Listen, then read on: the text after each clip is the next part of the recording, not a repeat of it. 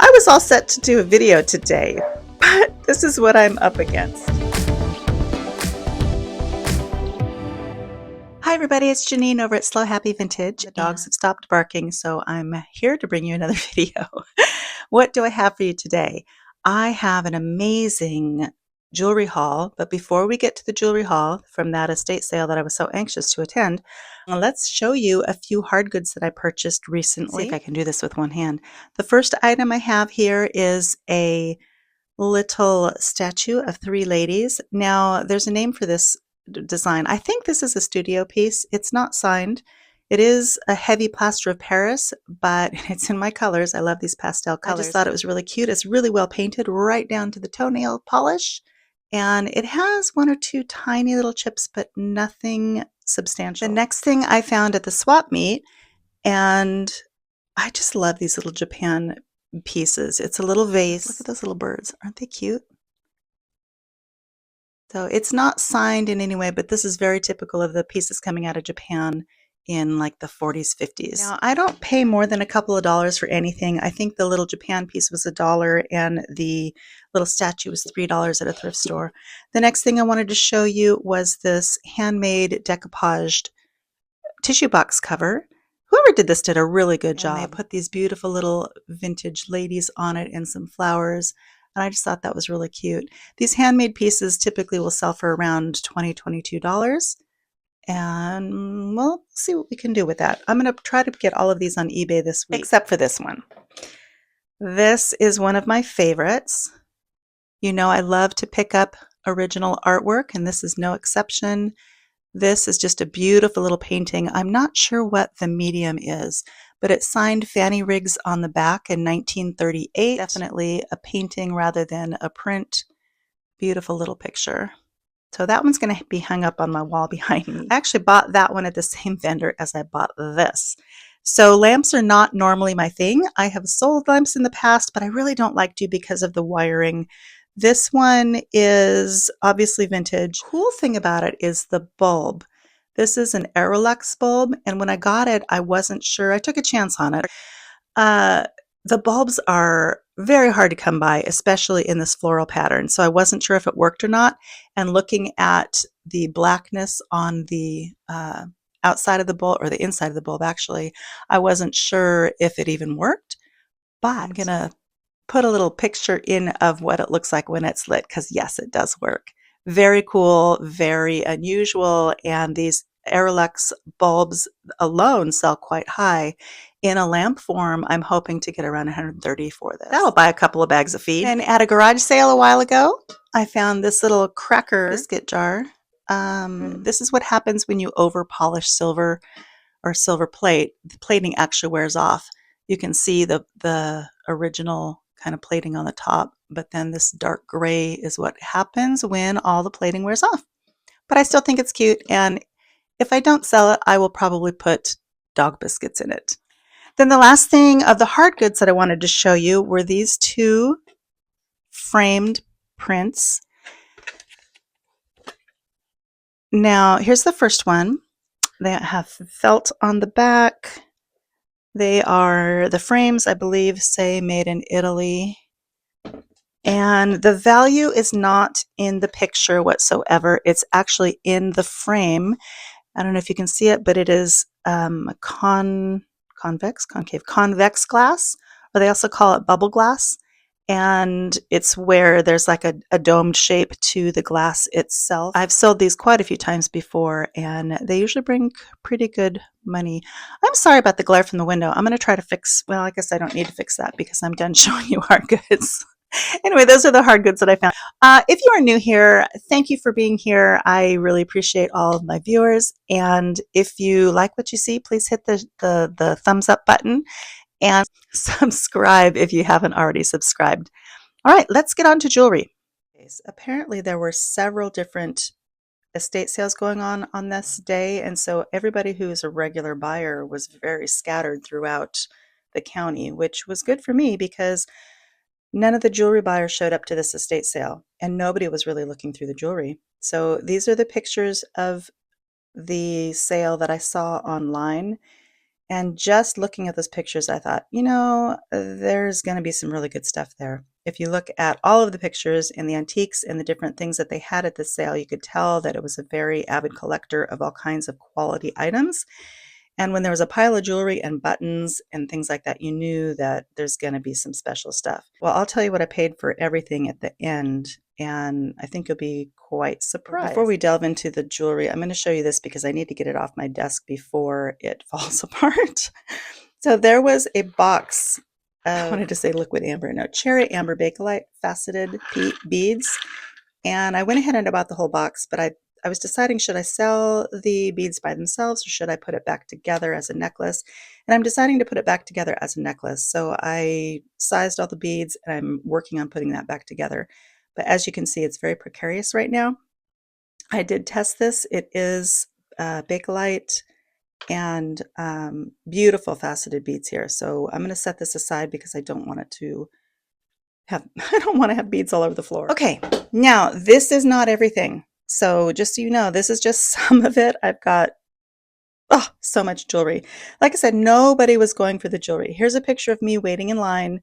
I got there early, and I don't usually like to get to things early, but estate sales of this magnitude, it was worth showing up early. A lot of people were after glass and different antiques at this sale, but just not jewelry.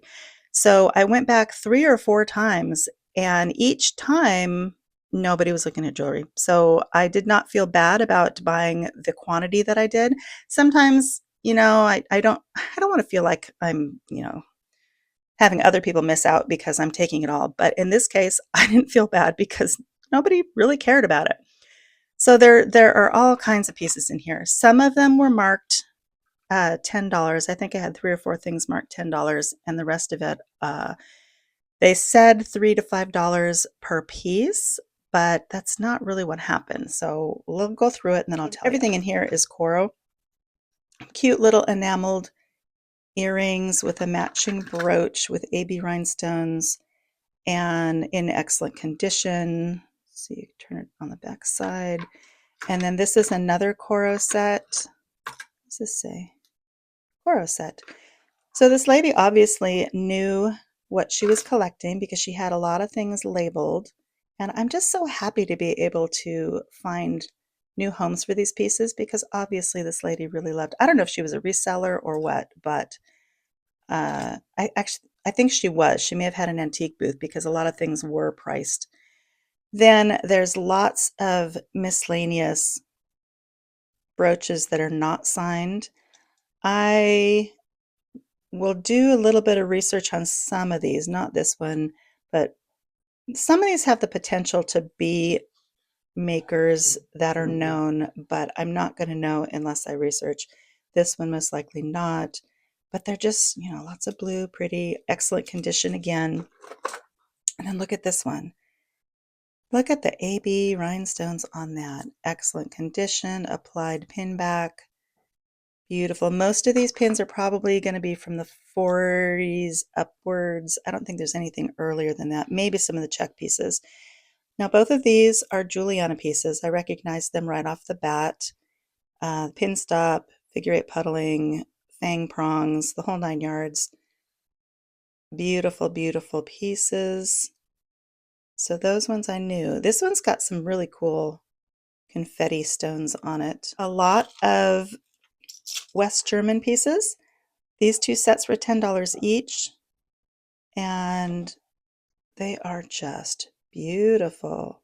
Excellent condition, no verdigris, signed Western Germany. Got a pink set and a blue set. This is like a slag glass, and this is almost like a peking glass. These are all West Germany. Look at this set.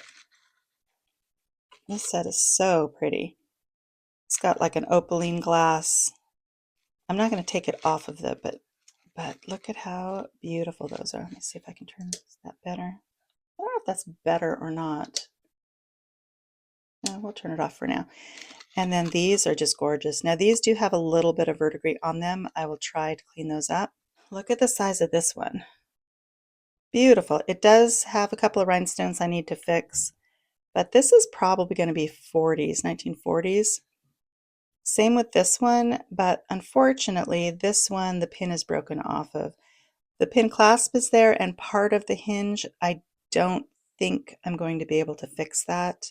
So I gotta find something to do with that. This is a Vogue necklace with lots of AB rhinestones and rondelles and a box clasp.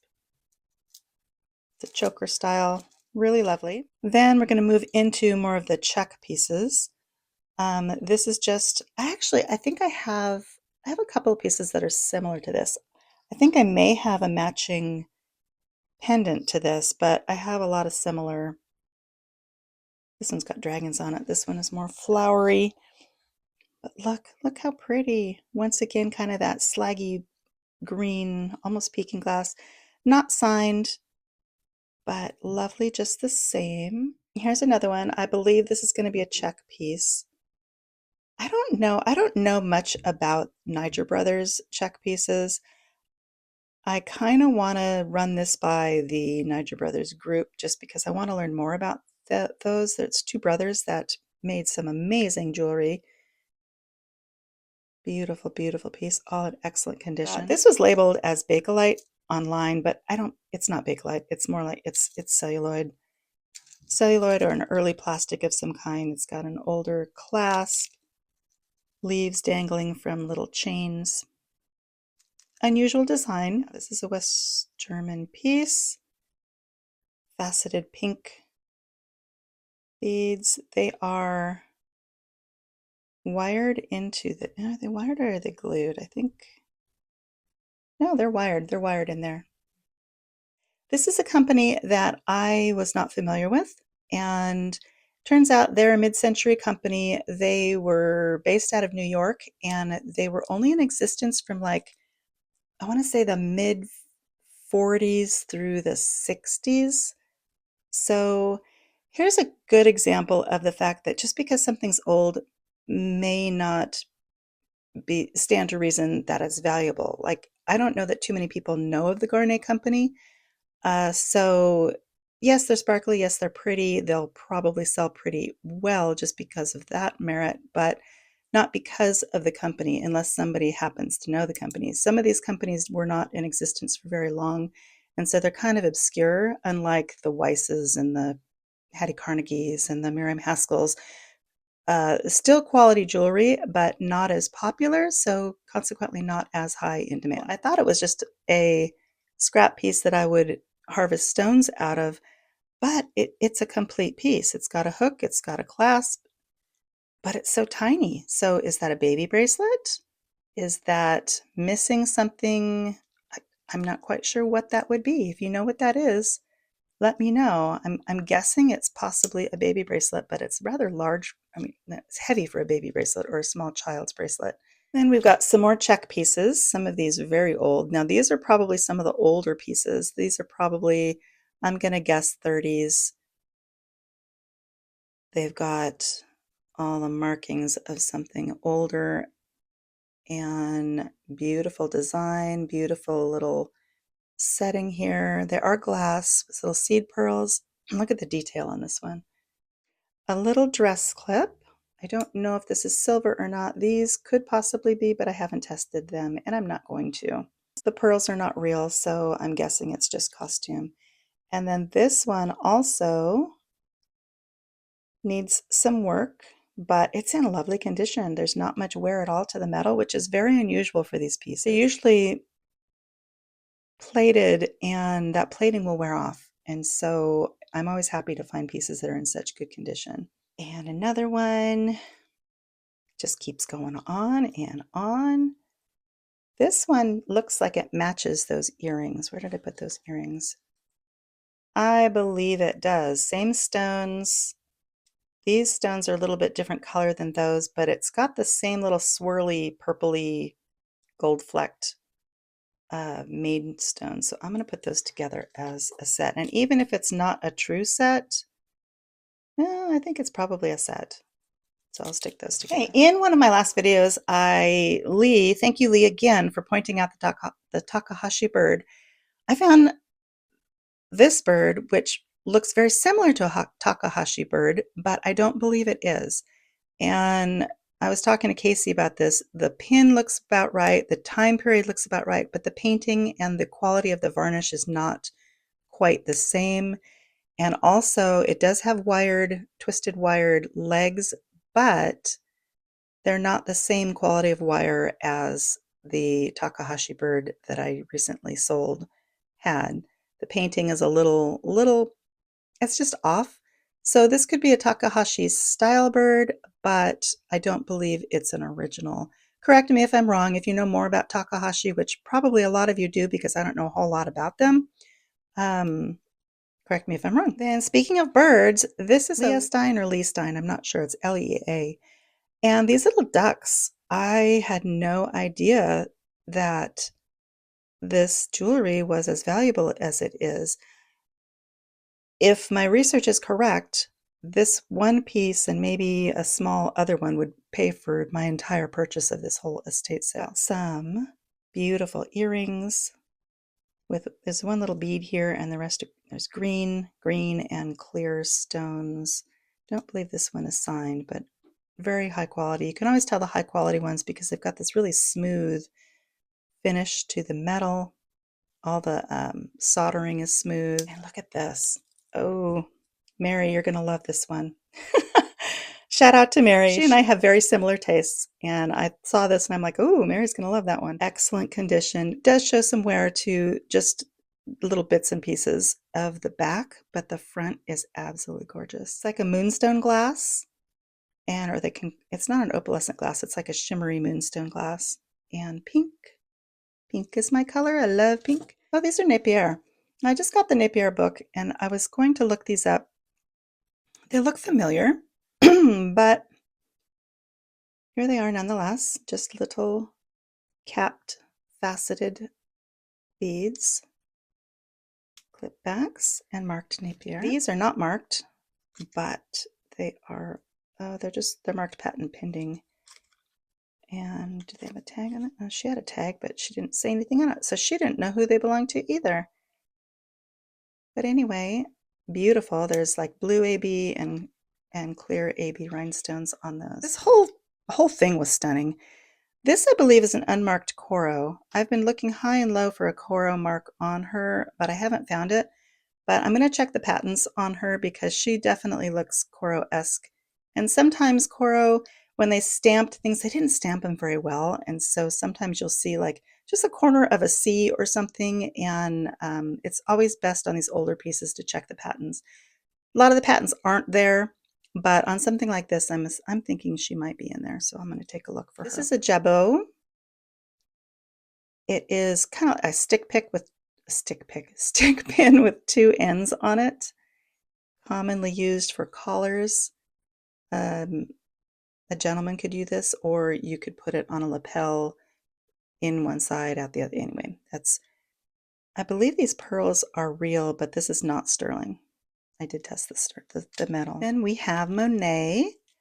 Now, don't discount Monet. Some of these Monet pieces sell pretty well. This one doesn't look like it's ever been used. Look at how, I mean, there's no wear on this, and it even still has the little sticker that says Monet on it. Slide, what does it say? Slide, adjust to slide. So you can make this bracelet bigger or smaller. I know there are a couple of lines of these dangled pieces that go for quite a bit, so I will be doing some research on that. Then we have a little fleur-de-lis pin, not signed. It's cute. Some people collect just fleur-de-lis, so that would be a nice one to add to a collection if somebody so chose. Okay, we've got some more of that mottled peking glass and beautiful purple rhinestones on this piece. This is super high quality, unmarked, and another beautiful blue piece. So if you look at this one from the front, it looks like a modern reproduction piece that, AliExpress could sell, or, the stones are super bright and it's got just kind of a fun design, but everything's glued in. So you might think that this is a new piece. The trick is flip it over and look at the construction and the quality of the back. If this was a new piece, this backing wouldn't be smooth like that. It would have some texturing to it. Normally on the newer pieces, the pin is going to be an attached pin. It's not going to be built into the design. So you can tell often that something is older just by looking at the back. I think it's more important to look at the back of pieces of jewelry than it is to look at the front. You're missing a stone, I think just one stone, so I'll put you over here to be fixed. Then we have this beautiful fan, which is in lovely condition, and I believe it's gold filled. Gold filled, 1/20th gold filled, and I think it has a maker's mark. I don't know this company. It looks older. It is gold filled, and it's just a lovely, it's very kind of Art Deco looking. We have another, this is celluloid, very fine, you can hear it. Very fine layer of celluloid with enameling. This is probably going to be another check piece. Lots of detail in these older pieces. This is not a very big pin, but it is very cute. We have a Celro bracelet. This is marked Celro. Unfortunately, it does need some repair, but this is pretty easy repair. It just needs stones, and I'll have to find just the right stones to put in there. And then it needs pearls. Now, I'm not sure, but it almost looks like somebody has put some rub and buff or some paint or something on this piece. The reason I say that is because some of the pearls are coated with this color, metal color thing. And I'm not sure if I should strip that down or if I should just leave it the way it is. I kind of like it the way it is. It is marked Celro on the clasp right here. And I think they call this design the Asian princess or something of that sort. Celro is very much known for this face design. It keeps getting better, guys. I kid you not. This is a Napier, and unfortunately it is missing baguettes, and I can't stand finding baguettes because I always seem to have the wrong size. It's like a ribbon design. It is marked Napier, and I will be checking the Napier book on this one to see if it's a book piece. It looks like it could be, so it's probably worth repairing. You know, Napier is surprises me sometimes because I always think of Napier as the 80s, 90s kind of boring gold tone jewelry company. Same with Monet. And I hate to say that because there are so many amazing pieces that they put out and they have such a long history.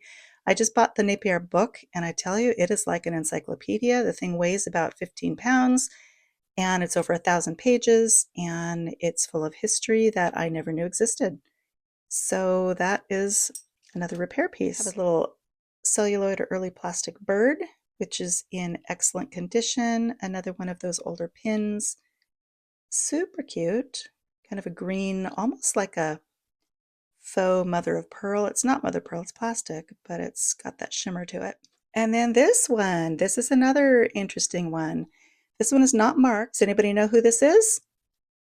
I actually have a bug made by this designer, and I actually had a sprite, but I gave that to Casey. Immediately, my quality radar went up. Look at that stone, look at the setting, look at the back, look at the smoothness of the design, and this turns out to be a known Reja, it's R-E-J-A, frog. I've only seen them listed in the 200 range, which is a nice amount for a brooch.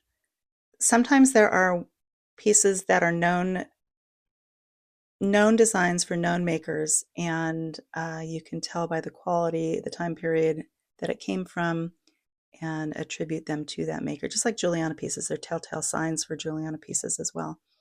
This one also nice early backing, not signed, almost looks like kind of stylized flame, like this is a log to a fire and this is the flame coming up. I don't know, am I stretching it? It does need a couple of rhinestones. I will fix that. Have some little Weiss earrings. Bright blue. Oh, this is one of my favorites too. Look at this. This has kind of like a gripois poured glass stone in it. It's not truly gripois because in a true gripois setting, the liquid glass would actually be poured into the mold of the setting. but these look like they were molded elsewhere, so we just call them molded glass. And look at the design on these curled leaves. I mean, I grabbed this just because of just the stylistic elements to it. Flip it over, look at that construction. So not only do we have the smooth backed construction, the pin that's formed into the metal, but we also have riveted construction, which gives a layered appeal. So nice piece all the way around. I'm a frog in my throat. I'm a frog in my throat. Anyway, yeah, my voice is kind of cracking up here.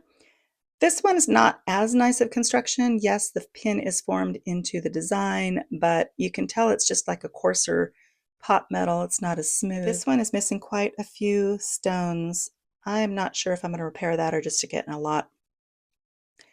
Compared to the other things that I have in this lot and the last couple, it's just not as special, and I don't know that it would command a huge value when I go to sell it. So I don't know if I'll fix it. Maybe I'll just do it for video's sake. Who knows?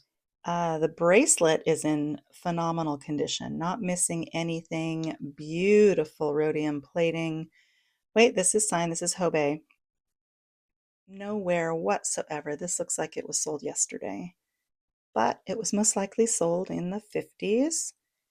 Then it's got the matching earrings, and unfortunately, the matching earrings, this little stone has a little bit of damage on it. It doesn't really detract from the piece altogether, but there's nothing I can do to fix that stone, so it will just have to be noted. This is marked Botanique, Botanique, Denmark. Company name is Botanique, and they are just little leaves, both of them. Got the cartouche right there with the maker. I'm going to stick these in my Danish collection or my Scandinavian pieces, and like I said, I'm going to be selling all my Scandinavian pieces, all but maybe one or two, but I'm going to do a farewell video of just them coming up before I put them on eBay, and we'll all say goodbye to them together. This looks like a listener or a Coro, and this was kind of like on one of my second passes. I was trying to give, I picked several things that I really, really liked, and then I tried to give other people chances to get things if they wanted to, and nobody did. So I went back through and I picked up some of what I call the lesser quality ones. I mean, if I'm going to pick between this and this, I'm going to take this any day. Same thing. If I'm going to pick between this and this, pick this any day. But it's cute. I do love pink. Does need to, stone replaced. So I'll put that in my repair area and I'll clean it up. It's got some schmutz here and there. This is the most amazing, but we're going to save that for a little bit later. Okay, here is the other section of the first batch. So this is a Whiting and Davis, kind of a snakeskin mesh belt, and it is marked Whiting and Davis on the clasp right here. I want to find a real snake one of these. Well, either one that wraps around your wrist or the wraparound collar necklace. I'd like to find one of those. Then we've got some little celluloid pins that are just adorable. Little birds and a little puppy dog. This guy might go in a lot of dogs. I'm not sure he holds his own as far as value goes. But I just love birds.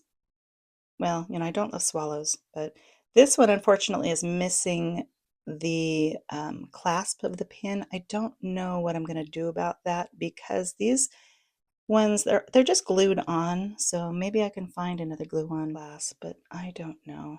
These look to be, are they dogwoods? They could be dogwoods. They could be, I don't know, it's kind of a weird color for a flower. It's almost like a iridescent shimmery blue. They're really pretty. But, I used to be a florist, and I don't know of any flowers that are actually that color in real life. I used to always get mad at, artwork and prints that would have these stunning blue roses. It's like, I'm sorry, roses don't come in stunning blue. It's once again riveted. Now this one has a tiny bit of texturing to the back, but still it's not the same type of texturing as the modern pieces. So this is still an old piece. And you can tell by the way the clip back is put on too. Now this I recognize as being Florenza, just because Florenza has a certain feel to it. but I didn't know what it was. I'm looking at it and I'm going, what the heck is this thing? There's no clasp, there's no pin, there's no anything.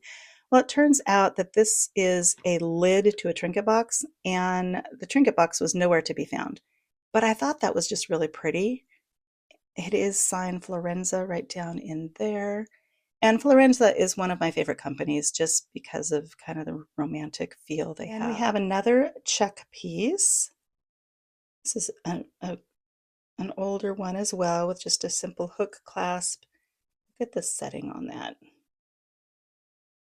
Beautiful, beautiful. I'll stick that with my other little check piece. This is one of the ones that I was telling you that has a following. These, if you get the necklace of these, I'll put the name up on the screen. They sell really well and for a lot of money. So I don't know why. Certain things come in and out of popularity, whether it be just because or because of the designer, because of the age, I don't know, but this one is one of them. This one was just on the second round, something sparkly, something pretty that nobody was picking up. This one does have a lot of wear to the finish on it though.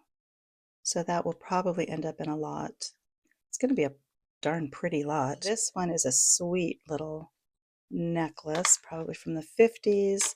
It also has that little dropped ball look, but there's so much detail to these. I mean, there's a large rondelle of pink stones, and then a fun little bead cap, and then a little tiny opaque AB rhinestone rondelle, and look at the detail. It's just so cute. It doesn't slide.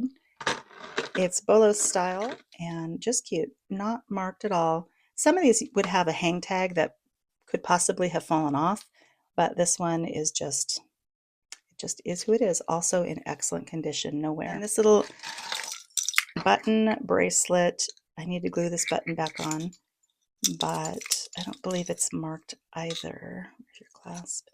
It does have some wear to the actual chain, so I don't know. There's the person from this estate sale was a button collector, so I don't know if this is something that she had put together, like she glued these buttons to these coins and put it on this chain. I don't know, but I mean, she had thousands of buttons. I wish I had known more about buttons. Actually, I don't wish I knew more about buttons because I don't need another thing to be looking for. I've sold some button bracelets before. There is a following of button bracelets. Now, there's one last piece in the first round. I saw this bag, Christian Dior, and I'm thinking, oh, hey, there's got to be something cool in there. Wonder if it's a Christian Dior. Well, lo and behold, what I pulled out was this. This, my friends, it's a Hobe. This is an early Hobe, probably from the 30s. And in the 30s, because of, wartime stuff, they were using the non-precious metals for war efforts, and a lot of the jewelry manufacturers were making things out of sterling. So yes, this is a sterling piece from Hobe with glass stones, and then this is gold-filled. All of those are gold-filled. So when I pulled that out, in fact, when I just opened this, I saw just like a corner of it, and my head just went, yes, please. I just stuck that in my box. So yeah, gorgeous, gorgeous piece. So I feel very blessed and very fortunate to have found this. This is a very unusual and very rare piece. The only other one I've seen online is listed for $2,400. Okay, they're not going to get $2,400 for it. They're dreaming.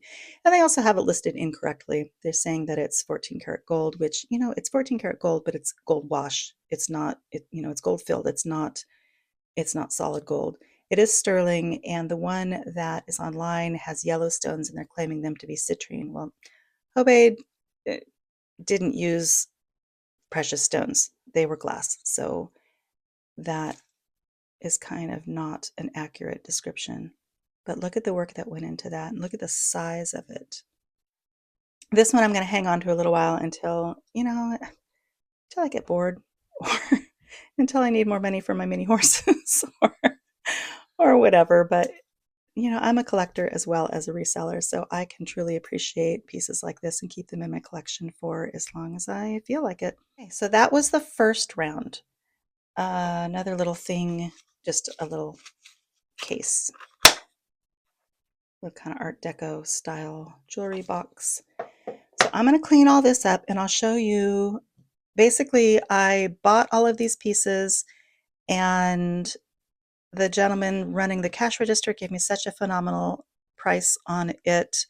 I put it all in my car and then I walked around and looked at some other stuff and I thought, you know what? Still, nobody's looking at jewelry. I mean, there are a couple people looking at jewelry. I could tell there are people looking for gold. And this jewelry company is pretty good about finding all the gold. So, but nobody was really after the costume stuff. So I put everything in my car and then I looked around and then I decided, okay, I'm going to swing back around to the jewelry and look at some more. So I'll show you the next batch. I think I'm going to break this into two parts because this video is going to get quite long. So I'm going to tell you that the first batch of jewelry that I purchased, all the stuff that I'd already shown you, when I brought it up to the counter, the gentleman asked, well, which of the pieces are actually marked a certain price? And I had, I think, 3 of them that were marked $10. And so I told him, okay, I've got these 3 that are $10. And he said, okay. And he looked at the rest of it and he said, well, how about $70 for all of it? And I kind of blinked twice and he said, is that not enough? And I ended up giving him more than $70 for it. The gentleman did ask me if I resell, and I told him, yeah, I do.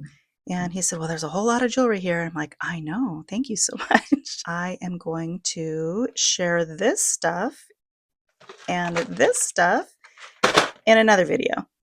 So we'll close off for now. If you saw anything that you want to have in this video, I do sell jewelry. I use my proceeds to fund my miniature horses and rescue dogs and also keep this whole thing going. So please feel free to send me an email at SLOHappyVintage@AOL.com and let me know what you're interested in. A lot of these things will end up on eBay. I'm not really quick at putting things on eBay though, so let me know. Also, looking forward to doing some repairs of the things that I have set off to the side here. As always, please leave me a comment. It really helps the algorithm get my little videos into other people's searches, and I love to hear from you. So leave me a comment, like, share, subscribe, all the things, and I'll see you in the next video. Thanks for watching.